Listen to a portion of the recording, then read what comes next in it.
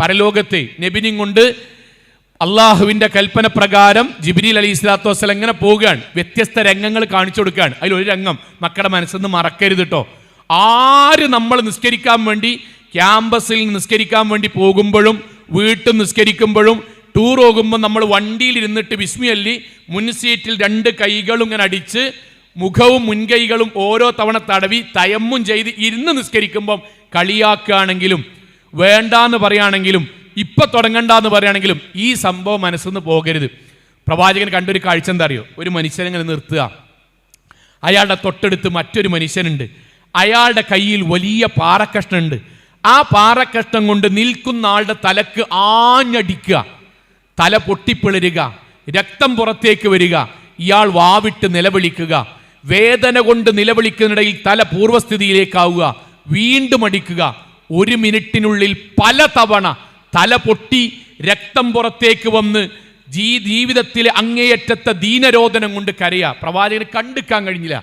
പ്രവാചകൻ സല്ലല്ലാഹു അലൈഹി വസല്ലം മുഖം തിരിച്ചുകൊണ്ട് ജിബ്രീൽ അലൈഹി സ്വലാത്തു ചോദിക്കുന്നുണ്ട്, മൻ ഹാദാ വമാ ഹാദാ. ജിബ്രീൽ അലൈഹി സ്വലാത്തു വസ്സലാം, നരകശിക്ഷയ്ക്ക് മുമ്പായി ഇത്രയും ഭീകരമായ ശിക്ഷ കിട്ടാൻ മാത്രം ഇയാൾ എന്ത് തെറ്റാ ചെയ്തത്? അതിന് എന്താ ജിബ്രീൽ അലൈഹി സ്വലാം പറഞ്ഞ വാക്കെന്തറിയും മക്കളെ? ഇത് മനസ്സിന്ന് പോകരുത്. യുദിഊന സ്വലാ വയത്തബിഊനൽ ഹവാ. എന്നും നിസ്കാരം ഒഴിവാക്കണോരല്ല അവര്. യുദിഊന സ്വലാ വയത്തബിഊനൽ ഹവാ.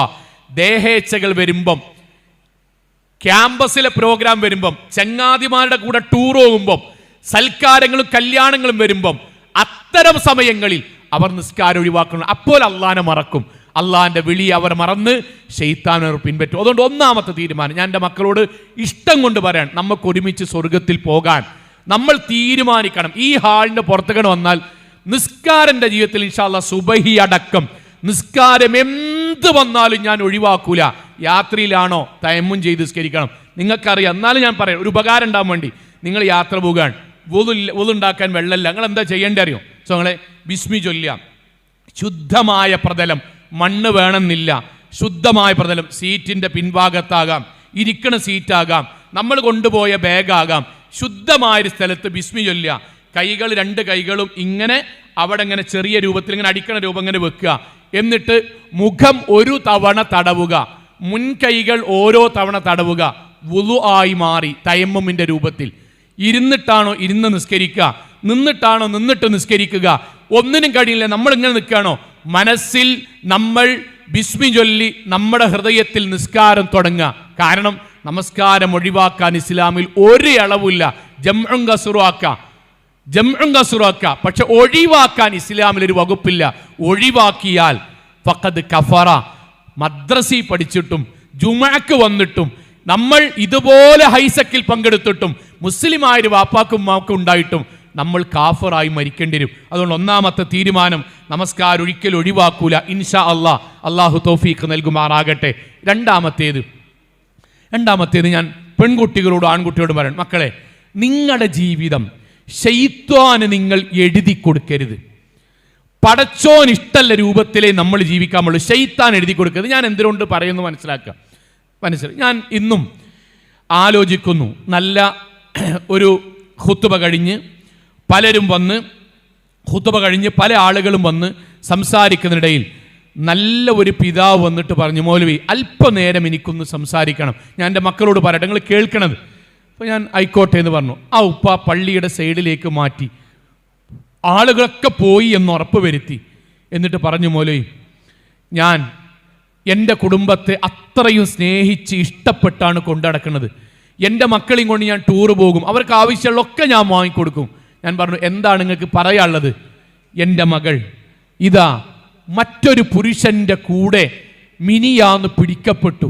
ഞാൻ അവരോട് ചോദിച്ചപ്പോൾ അവൾ എന്നോട് പറയാൻ, വാപ്പാ ഞങ്ങൾ തമ്മിൽ 2-3 കൊല്ലത്തെ ബന്ധമുണ്ട്, നിങ്ങൾ ഞങ്ങളെ സമ്മതിച്ചാലും ഇല്ലെങ്കിലും ഞങ്ങൾ ആ ബന്ധവുമായിട്ട് തുടർന്നു പോകും. അതുകൊണ്ട് വെറുതെ അങ്ങാടിയിൽ പറഞ്ഞ് അപമാനപ്പെടുത്താൻ നിൽക്കണ്ട. ഞങ്ങളുടെ കല്യാണം നിങ്ങൾ പെട്ടെന്ന് നടത്തിത്തന്നാൽ സമാധാനത്തിൽ ജീവിക്കുക, അല്ലെങ്കിൽ നിങ്ങൾ വഷളാകും, നിങ്ങൾ അപമാനിതനാകും.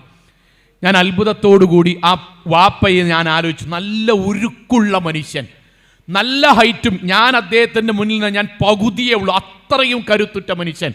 ആരോഗ്യമുള്ള മനുഷ്യൻ. പക്ഷെ ഒരു കൊച്ചു കുട്ടിയെപ്പോലെ അദ്ദേഹത്തിൻ്റെ മകൻ്റെ പ്രായമുള്ള എന്നെ പിടിച്ച് അണച്ചു ചേർത്ത് വിതുമ്പിക്കരയാണ്. അദ്ദേഹത്തിൻ്റെ അവസാനത്തെ ചോദ്യം, ഞാൻ എന്താ മൗലവി ചെയ്യുക? ഞാൻ എന്താണ് ചെയ്യുക? ഞാൻ ഇത്രയും കാലം എൻ്റെ മകളെ സ്നേഹിച്ച് പൊന്നുപോലെ വളർത്തിയിട്ട് അങ്ങാടിക്കാർ പിടിച്ചു കൊണ്ടുവരുന്നൊരവസ്ഥ ഉണ്ടാകാൻ മാത്രം എന്താണ് എനിക്ക് എൻ്റെ ജീവിതത്തിൽ പറ്റിയത്? ഞാൻ എൻ്റെ മക്കളോട് പറയണം, മക്കളെ ശരിക്കും മനസ്സിലാകാൻ വേണ്ടി പറയണം, അള്ളാഹു ഒരു കാര്യം തെറ്റാന്ന് പറഞ്ഞാൽ ലോകം മുഴുവനും അതിനു വേണ്ടി ന്യായീകരിച്ചാലും അത് ശരിയാവുകയുമില്ല, ആ ജീവിതത്തിൽ ബർക്കത്തുണ്ടാവില്ല. നമ്മുടെ അങ്ങാടികളിൽ മുഴുവൻ നബിദിനാഘോഷം നടക്കല്ലേ? തൃശ്ശൂർ ജില്ലയിലെ ആയിരക്കണക്കിന് പള്ളികളിൽ ഇന്ന് പ്രവാചകന്റെ ജന്മദിനാഘോഷം നടത്തുമ്പോൾ നമ്മൾ എന്തുകൊണ്ടാണ് നടത്താത്തത്? അത് അല്ലാഹും റസൂലും പഠിപ്പിക്കാത്തതാണ്. മൻ ഇബ്തദഅ ഫിൽ ഇസ്ലാമി ബിദ്അ, ഒരാൾ ബിദ്അത്ത് പുതിയതായിട്ടൊരാഘോഷം തുടങ്ങി, യറാഹ ഹസന, അത് നല്ലതാണ്, പുണ്യമാണ്, ദിക്റാണ്, ദുആയാണ് എന്ന് വിചാരിച്ചിട്ട് തുടങ്ങിയാലും ഫഖദ് സഅമ അന്ന മുഹമ്മദ് ഖദ് ഖാന ഫീ റിസാലത്തിഹി, യഥാർത്ഥത്തിൽ അയാൾ വാദിക്കുന്നത് മുഹമ്മദ് നബി ഇസ്ലാം പൂർണ്ണമായും പഠിപ്പിച്ചു തരാതെ ഈ ദുനിയാവിൽ നിന്ന് മരിച്ചുപോയ വഞ്ചന കാണിച്ച നബിയാണ് എന്ന് പറയുന്നത് സമാനമാണ് എന്ന് ബോധ്യമുള്ളതുകൊണ്ടാണ് അങ്ങാടി മുഴുവൻ ചെയ്താലും നമ്മൾ ചെയ്യാതെ കിടന്നത്. കാരണം സത്യം കുറച്ചാണെങ്കിലും അവിടെ നിൽക്കണം. ഇത് തന്നെയാണ് അവിഹിത ബന്ധത്തിലും. ക്യാമ്പസ്, സിനിമ, ഷോർട്ട് ഫിലിം, ശൈത്താന് ഒക്കെ പറയും വിവാഹത്തിന്റെ മുമ്പുള്ള ബന്ധം കുഴപ്പമില്ല. അല്ലാഹ് പറയണം എന്തറിയോ? വിവാഹത്തിന് ശേഷം പ്രേമിക്കണം, വിവാഹത്തിന് ശേഷം ടൂർ പോകണം, വിവാഹത്തിന് ശേഷം നിങ്ങൾ ഒന്നിച്ച് ഹണിമൂൺ പോകണം, വിവാഹത്തിന് ശേഷം നിങ്ങൾ ശരീരങ്ങൾ പങ്കുവെക്കണം, വിവാഹത്തിന് ശേഷം നിങ്ങൾ ഒന്നിച്ചുറങ്ങണം, വിവാഹത്തിന് ശേഷം നിങ്ങൾ ഒന്നിച്ച് യാത്ര ചെയ്യണം. എന്നാൽ വിവാഹത്തിന്റെ മുമ്പ് ഇത് ചെയ്യരുത്. നാട്ടിലെല്ലാവരും പറയും ചെയ്താൽ കുഴപ്പമില്ല, പക്ഷെ നമ്മൾ ചെയ്യരുത്. അള്ളാഹുവിനെയാണ് സ്നേഹിക്കേണ്ടത്, അള്ളാഹിനെയാണ് സ്നേഹിക്കേണ്ടത്. പെൺകുട്ടികൾക്ക് ഒരു കാര്യം കൂടി ബോധ്യപ്പെടാൻ വേണ്ടി പറയാൻ, ഇഷ്ടത്തോടുകൂടി പറയണം, പെൺകുട്ടികളെ നിങ്ങൾ ചിന്തിക്കുന്നതിന് വേണ്ടി പറയാൻ, ഒരു ആൺകുട്ടി നിങ്ങളുടെ ശരീരത്തിൽ തൊടണം എന്ന് വിചാരിക്കുന്നു, അയാൾ കൊടുക്കുന്നു, നിങ്ങളെ തൊടണം, നിങ്ങളുടെ ശരീരത്തിൽ പിടിക്കണം, നിങ്ങളുടെ ഔറത്തു കാണണം, നിങ്ങളുടെ അവൻ്റെ ബൈക്കിന്റെ പിന്നിൽ വെച്ച് പോകണം, ആരും അറിയാതെ നിങ്ങളോടൊപ്പം അല്പനേരം സുഖിക്കണം. ഞാൻ നേർക്കുനേരായിട്ട് പറയണത്, നേർക്കുനേരെ പറയുന്നു. എനിക്ക് പറയാൻ അധ്യാപകൻ എന്നുള്ള നിലയിൽ 8, 9, 10 ക്ലാസ്സുകളിൽ മാത്രം 1800 വിദ്യാർത്ഥികൾ പഠിക്കുന്ന കലാലയത്തിലെ അള്ളാഹുവിൻ്റെ അനുഗ്രഹം കൊണ്ട് അധ്യാപകനായി എനിക്ക് ഈ പറയുന്നതിൽ മുതിർന്നോൽക്ക് തോന്നും, എന്തിനാ ഷാഹിദ് മുസ്ലിം ഈ പ്രായത്തിലുള്ള കുട്ടികളോട് ഇങ്ങനെ പറയണമെന്ന്. ഞാൻ ഉറപ്പിച്ചു പറയുന്നു വാപ്പാരെ, ഇതിൻ്റെ മുകളിൽ വ്യക്തമായി പറഞ്ഞു കൊടുക്കണം നമ്മളെ മക്കൾക്ക്. കാരണം മക്കൾ എത്തിപ്പെട്ട സ്റ്റേജ് നമുക്കറിയാത്തതുകൊണ്ടാണ്. ഒരു ആൺകുട്ടി നിങ്ങളുടെ ശരീരം പങ്കുവെക്കാനും, നിങ്ങളെ തൊടാനും, നിങ്ങളെ ഉമ്മ വെക്കാനും, നിങ്ങളുടെ നഗ്നത കാണുവാനും, നിങ്ങളെ തോന്നിവാസം ചെയ്യുവാനും ഒരു ആണ് കൊതിച്ചാൽ, കൊതിച്ചു എന്ന് വെക്കുക, ഞാൻ പെൺകുട്ടികളുടെ പറയുന്നത്, കൊതിച്ചു എന്ന് വെക്കുക, അവൻ നിങ്ങളെ തൊടാൻ വന്നു, നിങ്ങളുടെ പ്രതികരണം എന്തായിരിക്കും? നിങ്ങൾ അടിക്കും അല്ലെങ്കിൽ കൊതറിപ്പോവും. അവൻ നിങ്ങളുടെ ശരീരം കാണിച്ചു തരാൻ വേണ്ടി പറഞ്ഞു, നിങ്ങളുടെ വാപ്പാണ്ടും ആങ്ങളോടും പറയും, അവന് നന്നായി ശരീരം വേദനിക്കും. നിങ്ങളുടെ പിന്നിൽ അവൻ നടന്നു, നിങ്ങൾ പോലീസ് സ്റ്റേഷനിൽ പോയി കംപ്ലൈൻറ്റ് ചെയ്താൽ, സ്കൂളിൽ കംപ്ലൈൻറ്റ് ചെയ്താൽ അവൻ പിടിക്കപ്പെടും. ഒരു തോന്നിവാസവും അവന് സാധ്യമല്ല. ബുദ്ധിയുള്ള ഒരാണെന്താ ചെയ്യാറിയോ പെൺകുട്ടികളെ? അവൻ്റെ ആഗ്രഹം പൂർത്തീകരിക്കാൻ ബുദ്ധിയുള്ള ഒരാണെന്താ അറിയോ? നിങ്ങളെ പ്രേമിക്കും, നിങ്ങളുടെ പിന്നാലെ വരും, നിങ്ങൾക്ക് മെസ്സേജ് അയക്കും, സ്നേഹത്തിൻ്റെ സ്മൈലികളിടും. അവസാനം ഏതെങ്കിലും 2-3 പെൺകുട്ടികളെ പറഞ്ഞയച്ച് നിങ്ങളെ അവൻ പ്രേമിക്കും. പ്രേമിച്ചു കഴിഞ്ഞാൽ ഇന്നലെ അവൻ തൊട്ടപ്പോൾ അടിച്ച നിങ്ങൾ വീണ്ടും തൊടാൻ വേണ്ടി ദേഹം കാണിച്ചു കൊടുക്കും. ഇന്നലെ അവനെതിരെ പോലീസ് സ്റ്റേഷനിൽ കംപ്ലൈന്റ് കൊടുത്ത നിങ്ങൾ ബാപ്പയെയും ഉമ്മയെയും വീട്ടിൽ നിന്ന് പറഞ്ഞയച്ച് വീടിന്റെ സൈഡിലേക്ക് അവനെ വിളിച്ചു കൊണ്ടുവരും. ഇന്നലെ വരെ വെറുപ്പാണ് അത്തരമൊരു കാര്യം ആലോചിക്കുന്നത് എന്ന് പോലും പറഞ്ഞ നിങ്ങൾ അവനവന്റെ വീട്ടിൽ വാതിലുകൾ കുറ്റിയിട്ട് ഫോണിലൂടെ, വീഡിയോ കോളിലൂടെ തല പോലും മറക്കാതെ മറ്റൊരാളുടെ മുന്നിൽ ഔറത്ത് കാണിച്ചു നിൽക്കും. അഥവാ ഒരു ആണിന്റെ മുഴുവൻ ആഗ്രഹങ്ങളും പൂർത്തിയാക്കിയവൻ ഏതിലൂടെ? പ്രേമം എന്ന വഞ്ചനയിലൂടെ. അത് തിരിച്ചറിയാൻ 10ാം ക്ലാസ്സിലും 9ാം ക്ലാസ്സിലും +2-ലും ഡിഗ്രിക്കും MBBS-നും പഠിക്കുന്ന ഒരു വിദ്യാർത്ഥിക്ക്, മുസ്ലിം വിദ്യാർത്ഥിക്ക്, ഈമാനും തഖ്വയും ബുദ്ധിയുമുള്ള ഒരു വിദ്യാർത്ഥിക്ക് അറിഞ്ഞിട്ടില്ലെങ്കിൽ അതല്ല പറഞ്ഞെന്നിട്ടും അറിഞ്ഞിട്ടില്ലെങ്കിൽ അതിൻ്റെ ദുരന്തമാണ് റെയിൽവേ ട്രാക്കിൽ കണ്ടത്. അതിൻ്റെ ദുരന്തമാണ് ആസിഡുകൾ മുഖത്തേക്കൊഴിച്ചത് കണ്ടത്. അതിൻ്റെ ദുരന്തമാണ് ഗ്യാസ് പൊട്ടിത്തെറിച്ച് കണ്ടത്. അതിൻ്റെ ദുരന്തമാണ് കഴുത്തിലൂടെ കഠാര കയറ്റി കണ്ടത്. അത് അല്ല പറഞ്ഞെന്നിട്ടും കേൾക്കാത്തതുകൊണ്ടാണ്. അല്ല പറഞ്ഞെന്നിട്ടും ചില കുട്ടികളെങ്കിലും മനസ്സിൽ തോന്നുന്നൊരു കാര്യം പറഞ്ഞ ആ വിഷയം ഞാൻ അവസാനിപ്പിക്കുകയാണ്. എനിക്ക് ബോധ്യപ്പെടുത്തണം. അത് മാത്രം ഇൻഷാ അല്ലാഹ് മറ്റൊരു സമയത്ത് പറയാം. ചില ആൾക്കാരിങ്ങനെ കരുതി, എന്താ മൗലവിയിൽ പ്രശ്നം, എന്താണേലും പ്രശ്നം, ഞങ്ങൾ പരസ്പരം കണ്ട് മനസ്സിലാക്കി അറിഞ്ഞ് കല്യാണം കഴിക്കുന്നതല്ലേ അറിയാതെ കല്യാണം കഴിക്കുന്നതിനേക്കാളും നല്ലത്? സിനിമയിൽ നിന്ന് സീരിയലിൽ നിന്നൊക്കെ കിട്ടുന്ന ഡയലോഗാണ്. അപ്പം അതിനിങ്ങനെ പറയും മക്കൾ, എന്ത് ഞങ്ങൾ പരസ്പരം കണ്ട് മനസ്സിലാക്കി. ശരി മക്കളെ, ഞാൻ ചോദിക്കാൻ, കണ്ട് മനസ്സിലാക്കി നിങ്ങൾ വിവാഹം കഴിക്കുക എന്നുള്ള വാചകമാണ് ഇതിൽ ഒന്നാമത്തെ തെറ്റ്. മനസ്സിലാക്കാൻ കഴിയില്ല. വിവാഹത്തിലൂടെയല്ലാതെ മനസ്സിലാക്കാൻ കഴിയില്ല. അപ്പോൾ ഇപ്പോൾ കാണുന്നതോ അതിൻ്റെ ഉദാഹരണം പറയാം, മനസ്സിലാക്കുന്നതിന് വേണ്ടി പറയാം. പ്രേമിച്ച ആളുകൾക്കിടയിൽ സ്വാഭാവികമായൊരു സംസാരം ഉണ്ടല്ലോ, നിങ്ങൾക്കുള്ള ഇടയിലുള്ളൊരു ടേം ഉണ്ടല്ലോ, എന്താണ് തേപ്പ് എന്നൊക്കെ അല്ലേ? എന്താ തേപ്പ് എന്ന് പറഞ്ഞാൽ എന്താ? നിങ്ങൾക്കറിയാലോ, എന്നെക്കാളും അറിയാലോ. എന്താണ്? ഞങ്ങൾ ഒരുമിച്ച് ജീവിച്ചു, ഞാൻ വിചാരിക്കാത്ത രൂപത്തിൽ അവൻ എന്നെ ഒഴിവാക്കി, അവൾ എന്നെ ഒഴിവാക്കി. അതെന്തേ? നിങ്ങൾ പ്രേമിക്കുമ്പം അയാൾ ഒഴിവാക്കും, നിങ്ങൾക്ക് എന്തേ മുന്നേ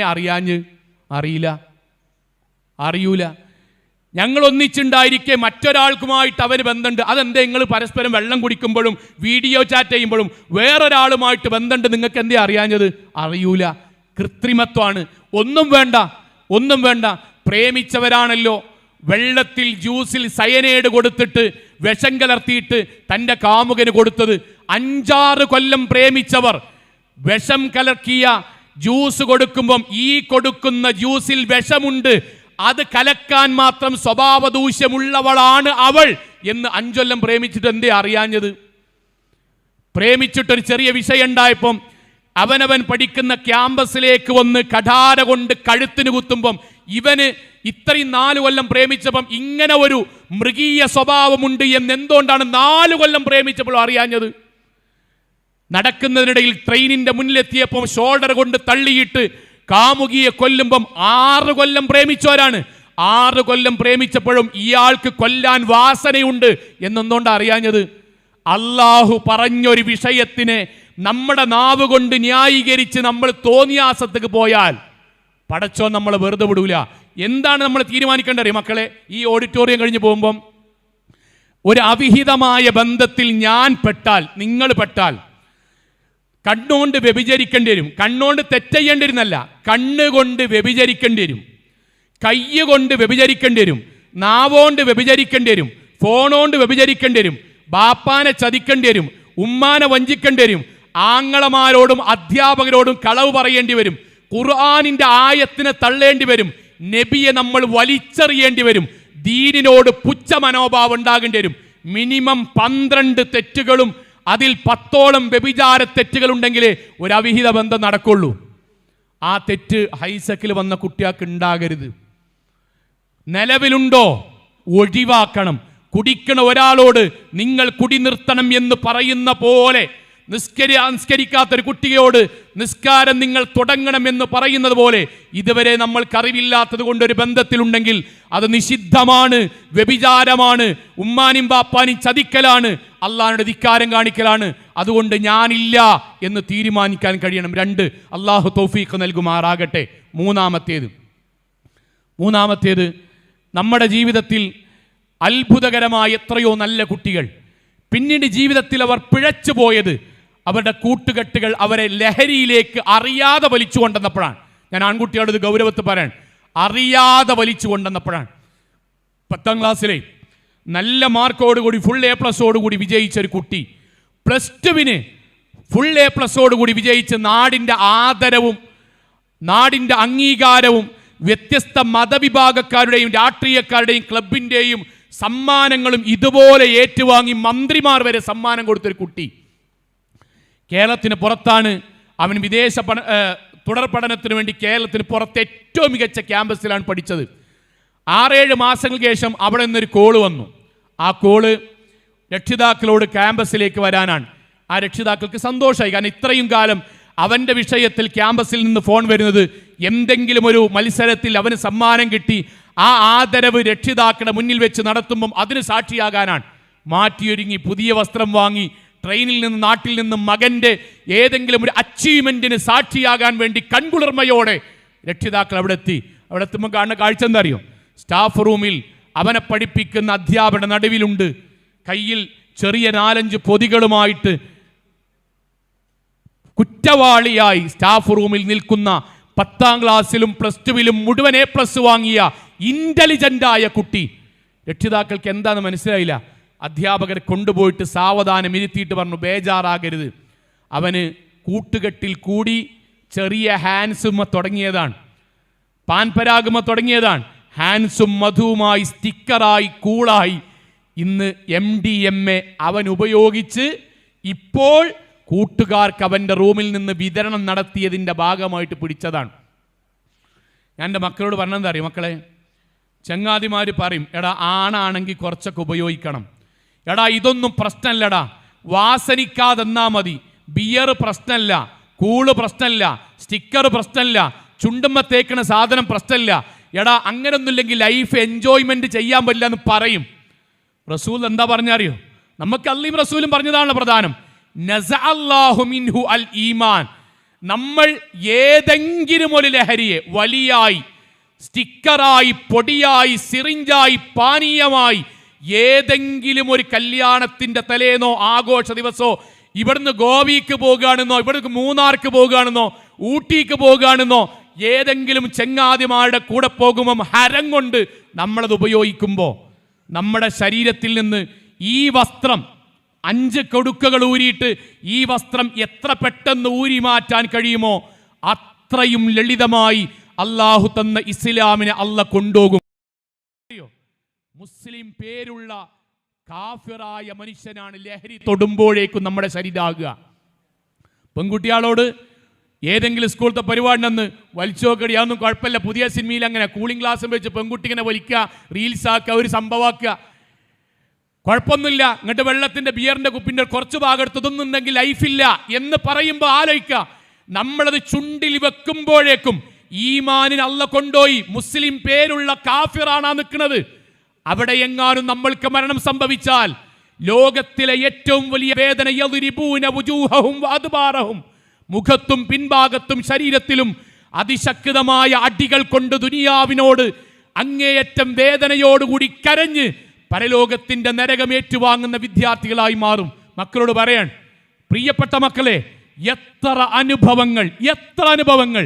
സ്വന്തം പിതാവിനെ പട്ടിക കൊണ്ട് തലക്കടിച്ചു കൊന്ന +2കാരൻ എന്തിനറിയോ? ചങ്ങാതിമാർ ലഹരിക്ക് ഉപയോഗിച്ചതാണ്. അവന് കിട്ടാതായപ്പം ബാപ്പാനോട് പൈസ ചോദിച്ചതാണ്, തെന്നില്ല ബാപ്പ. അവനെ വളർത്തിയ വാപ്പ, മദ്രസയിലേക്ക് കൈപിടിച്ച് അവനെ കൊണ്ടുപോയ വാപ്പ, ജീവിതത്തിന്റെ കഠിനാധ്വാനം ചെയ്ത് കട്ടപ്പാടും നൊമ്പരവും പട്ടിണിയും സഹിച്ച് അവനെ വളർത്തിയ വാപ്പാനെ അവന്റെ ചെറിയ ഒരു ലഹരിയുടെ ആഗ്രഹത്തിന് വേണ്ടി പട്ടിക കൊണ്ട് തലക്കടിച്ചു കൊന്നു. എങ്ങനെ ഉണ്ടായതറിയോ? ഞാൻ നാളെ മുതൽ ബാപ്പാനെ കൊല്ലും എന്ന് വിചാരിച്ച് തീരുമാനിച്ചവനല്ലവൻ. പിന്നെയോ എനിക്ക് പ്രത്യേകിച്ച് വലി കൊണ്ട് തുടങ്ങിയ കുഴപ്പമില്ല എന്ന് വിചാരിച്ചവനാണ്. അവസാനം പൊടിയിലും ലഹരിയിലും സിറിഞ്ചിലും എത്തി ബാപ്പവന് വാപ്പല്ലാതായി. തഹജ്ജുദിൽ സുജൂദ് കിടക്കണ ഉമ്മയെ ചരവ കൊണ്ട് സുജൂദിൽ വെച്ചടിച്ചു കൊന്ന് പോലീസ് സ്റ്റേഷനിലേക്ക് പോയ കുട്ടിയെ പത്രത്തിൽ നമ്മൾ വായിച്ചു. കരഞ്ഞു കലങ്ങി അവന് കെട്ടിറങ്ങിയപ്പോഴേക്കും ഞാൻ എൻ്റെ ഉമ്മാനെ കൊന്നു. അവൻ തന്നാലെ കൊന്നതല്ല, ഉമ്മാനോട് അവൻ്റെ മനസ്സിൽ ഇഷ്ടമുണ്ടാകാത്തോണ്ടല്ല മക്കളെ, ഇഷ്ടമുണ്ടായിരുന്നു, അവൻ ഉമ്മ ജീവനായിരുന്നു. പക്ഷേ ലഹരി അവൻ്റെ ജീവിതത്തിൽ ഉമ്മയെ ഉമ്മയല്ലാതെയാക്കി മാറ്റി, ബാപ്പാനെ ബാപ്പയല്ലാതെയാക്കി മാറ്റി, ദീനിനെ ദീനല്ലാതെയാക്കി മാറ്റി, നമ്മളെ നമ്മളല്ലാതെയാക്കി മാറ്റി. സ്വർഗാവകാശിയായി അള്ളാഹു മുസ്ലിമാക്കി പടച്ച നമ്മളെ ശൈത്വാന്റെ പിൻഗാമിയായി നരകാവകാശിയായി ലഹരി മാറ്റി. അതുകൊണ്ട് ഹൈസക്കിൽ പങ്കെടുത്ത എൻ്റെ നല്ലവരായ കുട്ടികൾ, എൻ്റെ പ്രിയപ്പെട്ട മക്കൾ, എൻ്റെ വിദ്യാർത്ഥികൾ, എൻ്റെ MSMൻ്റെയും സ്റ്റുഡൻസിൻ്റെയും മക്കൾ നിങ്ങൾ ജീവിതത്തിൽ ഉണ്ടെങ്കിൽ, ഇല്ല എന്നെനിക്കറിയാം, ഉണ്ടെങ്കിൽ ഏതെങ്കിലും ഒരു കൂട്ടുകാരൻ വെക്കാൻ വേണ്ടി പറയുമ്പം ബാപ്പാന്റെ മുഖോർമ്മ വരണം, ഉമ്മാന്റെ മുഖോർമ്മ വരണം. വാപ്പയെ തച്ചു കൊല്ലുന്നൊരു മകനായി, കയ്യാമം വെച്ച് ജയിലുകളിലൂടെ പോകുന്ന ഒരു കുട്ടിയായി ഞാൻ ഉണ്ടാകില്ല എന്ന് തീരുമാനിക്കണം. സ്വന്തം ഉമ്മയെ തോന്നിവാസം ചെയ്തതിന്റെ പേരിൽ അങ്ങാടിയിൽ ആളുകൾ കല്ലുകൂട്ടി വെച്ചെറിയുന്ന, തോന്നിവാസിയായി മകനും മകളുമായി ഞാൻ മാറില്ല എന്ന് തീരുമാനിക്കണം. അതാണ് മൂന്നാമത്തേത്. നാലാമത്തേത് കൂടി പറഞ്ഞ് ഞാൻ അവസാനിപ്പിക്കുകയാണ്. തീരുമാനിക്കണം മക്കളെ, നിസ്കാരം ഒഴിവാക്കൂല, അവിഹിത ബന്ധം ഞാൻ എൻ്റെ ജീവിതത്തിൽ ഇനി തുടരൂല, തൗബ ചെയ്ത് ഞാൻ മടങ്ങാണ്. മൂന്നാമത്തേത്, ലഹരിയുമായുള്ള ബന്ധം ഉണ്ടെങ്കിൽ ഇല്ല എന്ന് തീരുമാനിക്കാൻ കഴിയണം.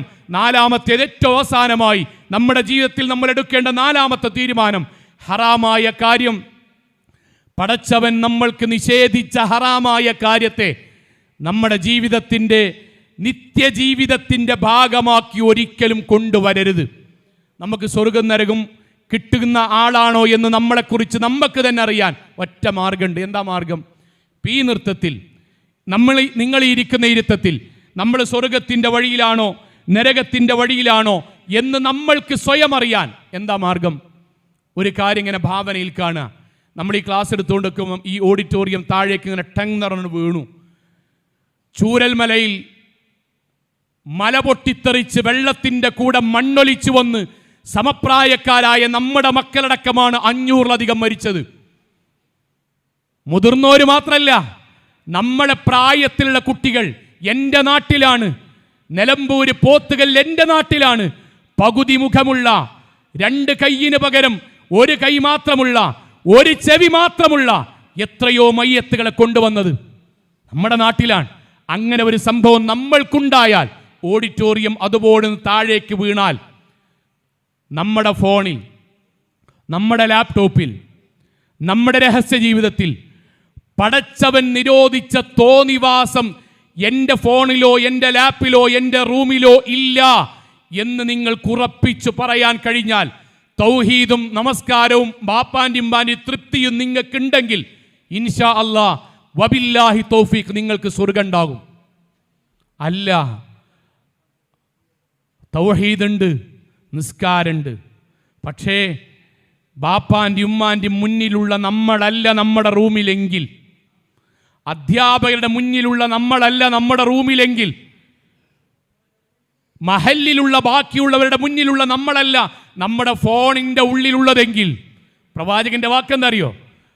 ഇന്ന അബ്അദല്ലാഹി ഇൻദല്ലാഹ്, ഇന്ന അബ്അദന്നാസി ഇൻദല്ലാഹ്, ജനങ്ങളുടെ കൂട്ടത്തിൽ പടച്ചവൻ പരലോകത്ത് ഏറ്റവും അകറ്റുക, ഇറങ്ങിപ്പോടാന്ന് പറയുക, ദിൽ വജ്ഹൈൻ, 2 മുഖമുള്ളവരെയാണ്. എന്താ 2 മുഖം മക്കളെ? എന്താ 2 മുഖം? പള്ളിൻ്റെ ഉള്ളിലൊരു മുഖം, പള്ളിൻ്റെ ഉള്ളിലൊരു മുഖം. പള്ളിയിലേക്ക് ഞാൻ കയറുമ്പോൾ ഫോൺ സൈലൻ്റാക്കി എയറോപ്ലെയിൻ മോഡിലിട്ട് ഞാൻ സ്വിച്ച് ഓഫ് ആക്കി വെച്ച് നിസ്കരിക്കുന്നു. പള്ളിയുടെ പുറത്തേക്കെത്തി എൻ്റെ 4 കൂട്ടുകാരെ കാണുമ്പോൾ അതേ ഫോൺ ഓണാക്കി അതിൻ്റെ ഫോൾഡറിൽ പരിപൂർണ നഗ്നയായ സ്ത്രീയുടെയും പുരുഷൻ്റെയും പോൺ വീഡിയോ കാണുന്നു. പള്ളിയിലൊരു മുഖം, എൻ്റെ കൂട്ടുകാരുടെ മുന്നിലൊരു മുഖം. പെൺകുട്ടികളെ, നിങ്ങൾ ഇസ്ലാമികമായി ഹൈസക്കുകൾക്കും സമ്മേളനങ്ങൾക്കും പള്ളികളിലും ഇസ്ലാമികമായ ഹിജാബ് ധരിച്ച് നല്ല ദീനിയായ കുട്ടികളായി മാറുന്നു. നിങ്ങളുടെ കൂട്ടുകാരിയുടെ കല്യാണത്തിനോ സൽക്കാരത്തിനോ കലാലയത്തിന് ടൂറിലോ പോകുമ്പോൾ നിങ്ങളുടെ ബാഗിൽ വീട്ടിൽ നിന്നിറങ്ങിയ വസ്ത്രം മാറാൻ മറ്റൊരു വസ്ത്രം വെക്കുക. എന്നിട്ട് നിങ്ങൾ തലമറച്ച അതേ വസ്ത്രം മാറ്റി തലയുടെ പകുതി വരെ ഷാളെത്തുന്ന ഒരു വസ്ത്രമായി മാതാപിതാക്കൾ പോലും അറിയാതെ നിങ്ങളുടെ ജീവിതത്തിൽ നിങ്ങൾ മറ്റൊരു വേഷവിധാനമായി, മറ്റൊരു മുഖമായി ടൂറിൽ നിങ്ങൾ മാറുക. 2 മുഖമാണ്. ഞാൻ പ്രസംഗിക്കുന്ന ഞാൻ നിങ്ങളുടെ മുന്നിൽ ദീന് പറഞ്ഞ് എൻ്റെ രഹസ്യ ജീവിതത്തിലേക്ക് പോകുമ്പോൾ ഞാൻ തോന്നിവാസിയായി ജീവിക്കുകയാണെങ്കിൽ അള്ളാഹു നമ്മൾ പറഞ്ഞ വാക്കെന്താ അറിയോ? യൗമ തുബ്ല സറായിർ. മനസ്സൊന്ന് പോകരുത് കേട്ടോ. യൗമ തുബ്ല സറായിർ, മുഴുവൻ രഹസ്യങ്ങളും നാളെ പരലോകത്ത് അല്ലാഹു കൊണ്ടുവരും. എന്നിട്ട് വലിയ സ്ക്രീന് പോലെ, ഇതേപോലല്ലേ, വലിയ സ്ക്രീനിൽ നമ്മുടെ മുന്നിൽ ഇതുപോലെ നിർത്തും. എന്നിട്ട് നട്ടപ്പാതിരക്ക് നമ്മൾ കണ്ടത്, കേട്ടത്, വീഡിയോ കോൾ വഴി നമ്മൾ ചെയ്തത്, ആരാരും അറിയാതെ ഗൂഗിളിൻ്റെയും ടോറന്റിൻ്റെയും സെർച്ച് ഹിസ്റ്ററികളിൽ നമ്മൾ പോയി ടൈപ്പ് ചെയ്തത്, അധ്യാപകരും രക്ഷിതാക്കളും വരുന്നതിൻ്റെ മുമ്പ് ക്ലിയർ ഹിസ്റ്ററി അടിച്ച് നമ്മൾ ഡിലീറ്റ് ചെയ്തത്, ആരും കാണാതിരിക്കാൻ വേണ്ടി നമ്മൾ ഫോൾഡറിൽ ലോക്കിട്ട് സൂക്ഷിച്ചത്, ആരും തുറക്കാതിരിക്കാൻ വേണ്ടി പാസ്വേഡ് ഇട്ട് മൂടിയത്, ആരെങ്കിലും വരുന്നത് അറിയാൻ വേണ്ടി വാതിലുകൾ കുറ്റിയിടുമ്പോഴും കർട്ടൻ താഴ്ത്തിയിടുമ്പോഴും ഏതെങ്കിലും ഒരു സുഷിരത്തിലൂടെ വാതിലുകളിലൂടെ നമ്മൾ വരുന്നുണ്ടോ എന്നറിയാൻ സംവിധാനം ഒരുക്കിയത്. എല്ലാം വെച്ച് നമ്മൾ കണ്ട സകല തോന്നിയാസം ഉണ്ടല്ലോ, നമ്മൾ ടൂർ പോകുമ്പോൾ ധരിച്ചതും അവിടെ വെച്ച് ചെയ്തതും ബസ്സിന്റെ ബാക്കിൽ വെച്ച് ചെയ്തതും ഗ്രൗണ്ടിന്റെ മൂലയിൽ വെച്ച് ചെയ്തതും കൂട്ടുകാരിയുടെ കൂട്ടത്തിൽ പോയി അവളുടെ വീട്ടിന്റെ ടെറസിന്റെ മുകളിൽ വാതിൽ കുറ്റിയിട്ട് ചെയ്തതും അള്ളാഹു പബ്ലിക്കായി വീഡിയോ ഓഡിയോ സഹിതം അള്ളാഹു നമ്മളെ നിർത്തി ലോകത്തിന്റെ മുന്നിൽ കാണിച്ചു കൊടുക്കും. അതിൽ വാപ്പ കാണും, ഉമ്മ കാണും, നമ്മളുടെ അനിയന്മാര് കാണും, നമ്മുടെ നാട്ടിലുള്ള നമ്മളെ ആദരിച്ചവർ മുഴുവൻ കാണും. എന്നിട്ട് പറഞ്ഞു കൊടുക്കും, അല്ലാഹ് ഇതായിരുന്നു നിങ്ങൾ ഇതുവരെ സ്നേഹിച്ച ഇന്നാലിന്ന സഹോദരി. നമ്മളെ പേരായിരിക്കും പറയാ. നമ്മളുടെ രഹസ്യം അല്ലാഹ് കാണിച്ചു കൊടുക്കും. എന്താണ് സഹോദരങ്ങളെ? തീരുമാനിക്കുക. കുറച്ച് റിസ്ക്കാണ്. ആ റിസ്കിനാണ് സ്വർഗം. കുറച്ച് റിസ്ക്കാണ്. എൻ്റെ കൂട്ടുകാരികളും കൂട്ടുകാരന്മാരുള്ള ഒരു വാട്സപ്പ് ഗ്രൂപ്പ് ഉണ്ടെന്ന് വെക്ക മക്കളെ. ആ വാട്സപ്പ് ഗ്രൂപ്പിൽ തോന്നിവാസത്തിൻ്റെ ലിങ്ക് വരുന്നുണ്ടെങ്കിൽ, പിക്ചർ വരുന്നുണ്ടെങ്കിൽ, വീഡിയോ വരുന്നുണ്ടെങ്കിൽ 2 ഓപ്ഷൻ നമുക്കുണ്ട്. ഒന്ന്, അത് നമ്മൾ ക്ലിക്ക് ചെയ്ത് ആ തോന്നിവാസം നമ്മൾ കാണുക, നമ്മുടെ ഇൻറ്റിമേറ്റ് ഫ്രണ്ട്സിന് അയച്ചു കൊടുക്കുക. ആ പിക്ചറും ആ ലിങ്കും ആസ്വദിച്ച്, ഗൗരവത്തിൽ പറയട്ടോ, ആസ്വദിച്ച് തോന്നിവാസം കണ്ടിട്ട് അതിനനുസരിച്ച് ശരീരത്തിൽ തോന്നിയാസം പ്രവർത്തിക്കുക. ഇതാണ് എൻ്റെ ഒന്നാമത്തെ ഓപ്ഷൻ. രണ്ടാമത്തേത്, കാണണം എനിക്ക് ആഗ്രഹമുണ്ട്, എൻ്റെ പ്രായം അതിന് കൊതിക്കണുണ്ട്, ഞാനൊരു പുരുഷനാണ്, സ്ത്രീയാണ്, എൻ്റെ ബാക്കിയുള്ള കൂട്ടുകാരൊക്കെ അത് കാണുന്നുണ്ട്, എനിക്കറിയാം, പക്ഷേ അല്ല പറഞ്ഞിട്ടുണ്ട് കാണരുത്. നല്ലൊരു ദാമ്പത്യ ജീവിതം നിങ്ങൾക്ക് കിട്ടും, നല്ലൊരു സ്വർഗം നിങ്ങൾക്ക് കിട്ടും. അള്ളാഹുവിനെ കാണാനും പ്രവാചകനെ കാണാനും ആ കണ്ണുകൊണ്ട് കഴിയണമെങ്കിൽ ആ കണ്ണുകൊണ്ട് നഗ്നത കാണരുതെന്ന് അല്ല പറഞ്ഞതാണ്.